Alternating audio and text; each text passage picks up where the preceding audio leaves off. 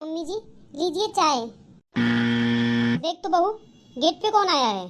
जी mummy जी, अभी देखती हूँ। सुहानी, तू इतने सामान के साथ कहीं तू ससुराल छोड़कर तो नहीं आ गई।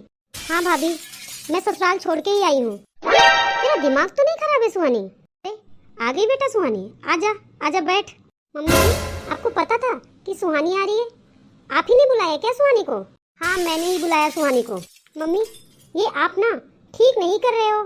सुहानी को बुलाने से पहले आपने एक बार भी मुझसे नहीं पूछा। मुझे ना किसी से पूछने की जरूरत नहीं है। सुहानी बेटी है मेरी।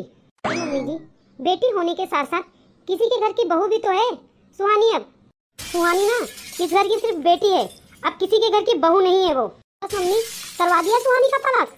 आप पहली ऐसी माँ होंगी जो अपनी बेटी का ही घर बर्बाद कर रही हो आप। सोनम, तुझे पता तो है इसके ससुराल वाले इसे तंग करते थे, इसलिए मैंने सुहानी को बस यहाँ पे बुला लिया। मम्मी, अब इसकी जिम्मेदारी कौन उठाएगा? आपको तो पता ही है कि अमित की सैलरी कितनी कम है, और मेरा पति तलाकशुदा बहन की जिम्मेदारी क्यों उठाएगा? मैंने तुझे बोला कि मेरी बेटी का खर्चा तुम लोग उठाओ। कहाँ से लाओगी मम्मी इसे पालने के लिए पैसे? अगर आपके पास मम्मी खजाना दबा हुआ है तो हमें भी बता दो, हमारी भी थोड़ी सी हेल्प हो जाएगी।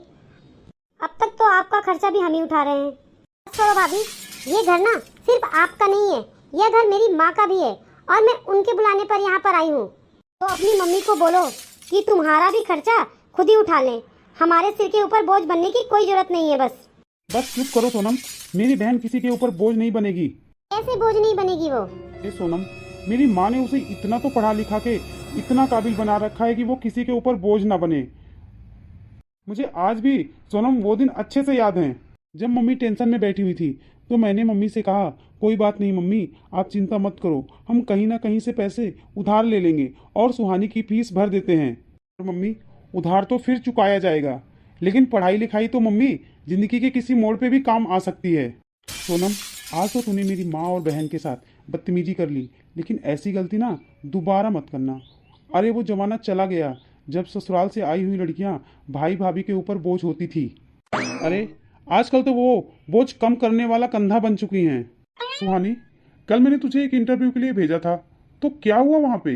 भैया, मेरी जॉब फाइनल हो गई है। अरे ये तो बड़ी खुशी की बात है सुहानी। 60,000 सैलरी है भैया। और भैया, आपको ना अब चिंता करने की कोई जरूरत नहीं है। और भैया, आपने जो मेरी पढ़ाई के लिए लोन लिया था ना, उसे अब हम दोनों मिलकर उतारेंगे। और भाभी, आप भी ना अपनी इस पुरानी सोच को बदल लो। वो पुराने टाइम की बातें हैं कि लड़कियों का कोई घर नहीं होता है, 2 दहलीज होती है, सिर्फ एक मायके की और एक ससुराल की। एक दहलीज को पार करके बेटी दूसरी दहलीज पर जाना होता है, और अगर वो बेटी की वहाँ पर ना बन पाए तो फिर मायके वाले ही बोल देते हैं बेटी पराई है, और ससुराल वाले बोल देते हैं यह तो पराए घर से आई है। यह सब बातें भाभी बहुत पुरानी हो चुकी हैं। आज के समय में तो लड़कियां आत्मनिर्भर बन चुकी हैं भाभी। सोनम, आजकल की लड़कियां ना कमजोर नहीं है, वो अपने पैरों पर खुद खड़ी हैं।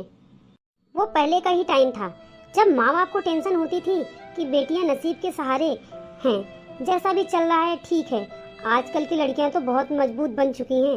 ये जो नए नए केस आ रहे हैं सामने, लड़के तो उनसे शादी करने से भी डरने लग गए हैं। किसी को ड्रम में डाल दिया, किसी को सीमेंट में डाल दिया, और किसी को आतंकवादियों ने मार दिया, और किसी को पहाड़ से गिरा दिया।